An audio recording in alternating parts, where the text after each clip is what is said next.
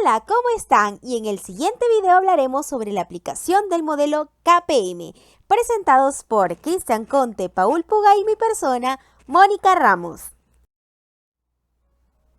El modelo KPM es un modelo de valoración de activos financieros que permite estimar la rentabilidad esperada de un activo en función del riesgo sistemático que implica su inversión.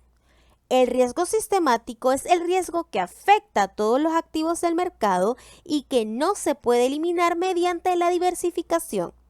El modelo KPM asume que los inversores son racionales, adversos al riesgo y que solo se preocupan por la rentabilidad y el riesgo de sus carteras.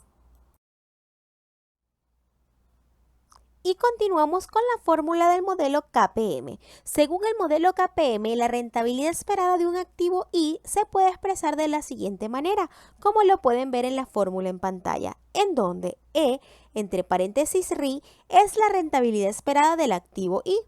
RF es la rentabilidad del activo libre de riesgo, es decir, el activo que no tiene riesgo sistemático ni específico.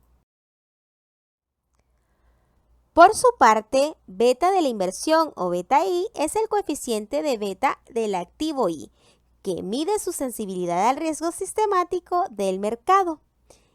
Y E, entre paréntesis RM, es la rentabilidad esperada del mercado, que representa el rendimiento promedio de todos los activos del mercado.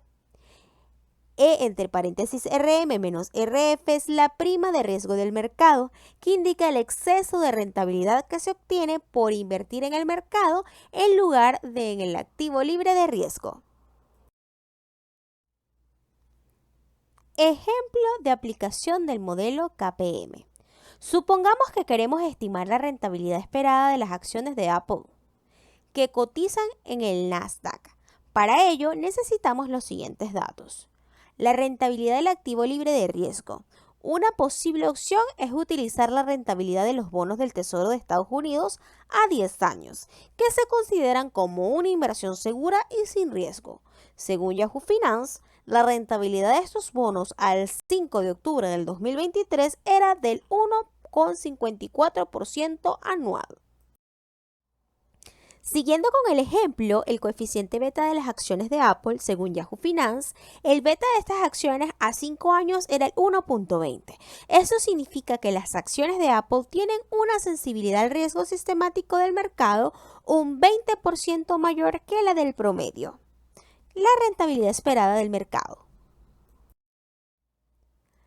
Siguiendo con el ejemplo de la aplicación del modelo KPM, una posible opción es utilizar la rentabilidad histórica del índice S&P 500, que representa el comportamiento promedio del mercado estadounidense. Según Yahoo Finance, la rentabilidad anualizada del S&P 500 en los últimos 5 años fue el 17,32%.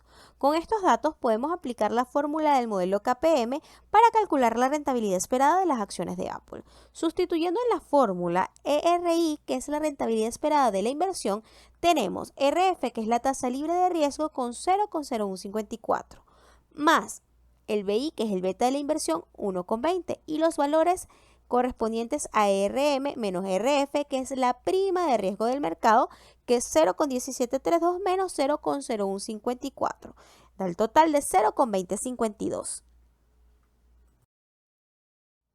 En cuanto a la proyección, la rentabilidad esperada de las acciones de Apple, según el modelo KPM, que fueron las fórmulas que vimos en la pantalla anterior donde hicimos la sustitución de los valores correspondientes, nos dio un resultado.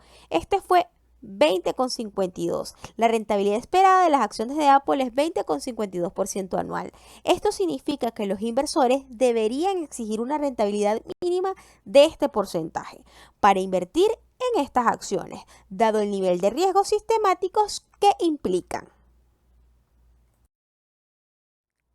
Conclusiones. El modelo KPM es una herramienta útil para valorar activos financieros y estimar su rentabilidad esperada en función del riesgo sistemático que implican.